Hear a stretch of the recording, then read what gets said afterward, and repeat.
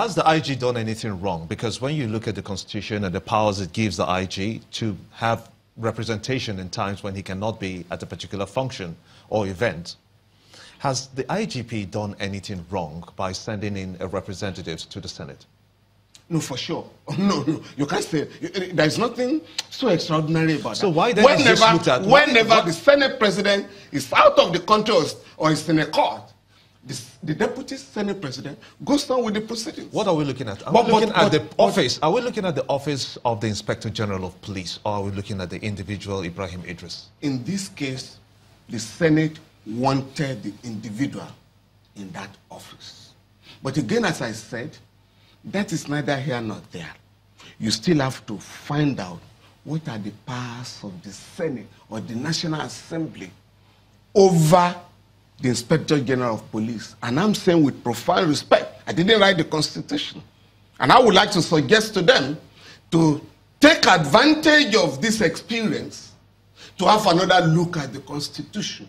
But as it stands today, your powers to summon an editor, the IG, head of customs, department, and the rest of them are circumscribed by that Constitution. However, if I were in the Senate or the National Assembly, I would feel, gentlemen, ladies and gentlemen, let us review the Police Act by way of an amendment, right?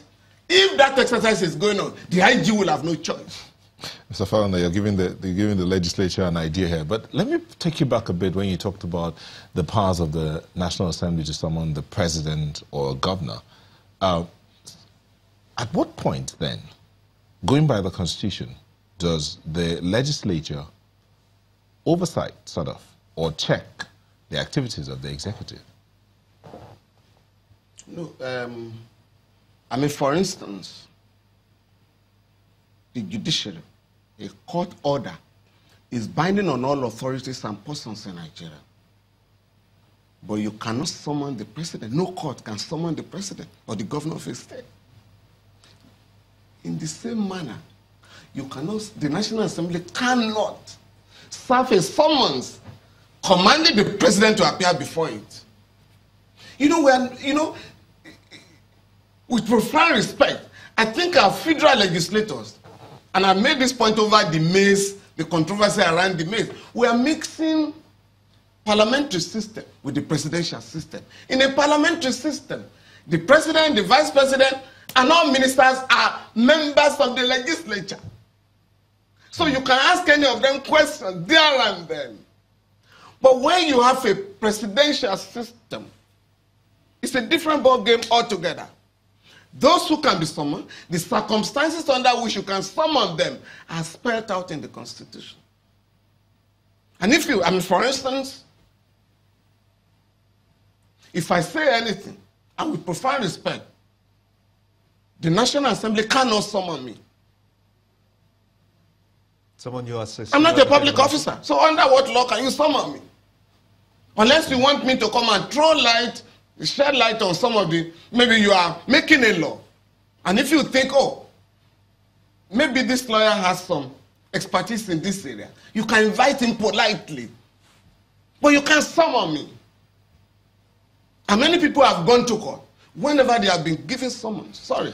In view of all of this, Mr. Falana, how then should the legislature help? Or how then should the issues of the security challenges in the country? Summon the Minister of Internal Affairs. Summon the Attorney General of the country. Because in all these cases, and this is the root cause of this criminality going on, nobody has been prosecuted.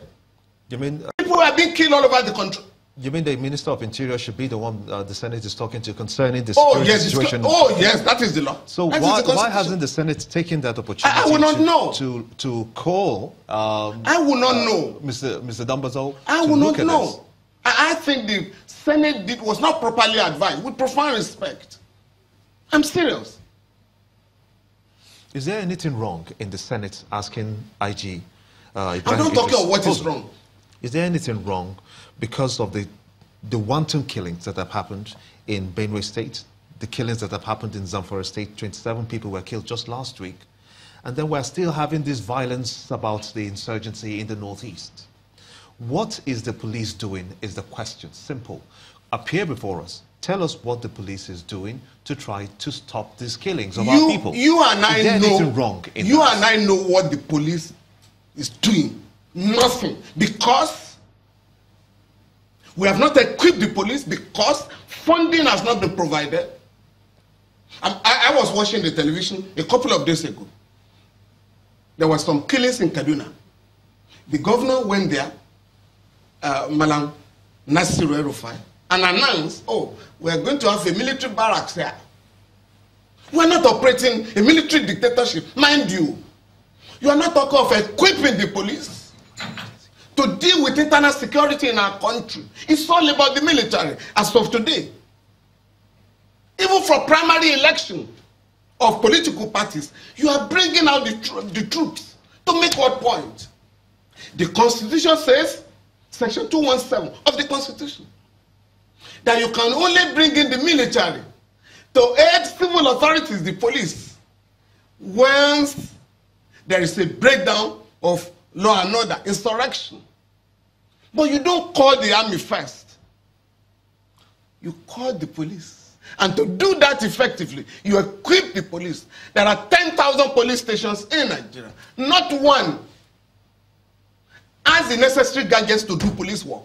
So the police is not properly equipped. We have, we have the civil defense. Not properly trained. Not properly trained. We have the immigration that is lacking in manpower and equipment. We have the customs service that's not properly funded. So at the end of the day, we have our borders porous. We have the internal structures not properly functioning together. And is there no way forward? There is a lot of ways. You have a lot of ways. But both the legislative and the executive arms of government have not really sat down. How can we deal with the inadequacies of this institution? I mean, I take NNPC, for instance. The NNPC have been juggling figures about fuel taken out of the country to neighboring countries. And we are told millions are taken out daily. And they say, how?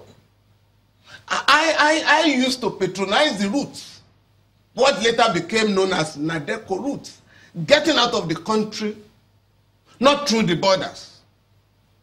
I never in my experience, and I'm talking of between 1988, right, and 1998, 10 years. I never saw any instance, and I've challenged the authorities to name an instance where fuel is smuggled through the bush. It must be through the highway.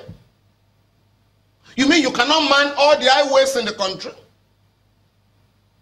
And there is a system, a technological device, Aquila system, acquired by the Petroleum Equalization Fund, PEF, maintained yearly at a cost of billions of naira. You sit down on your table to let you know from the loading point of tankers where fuel is being taken to. The gadget is there. The equipment is there.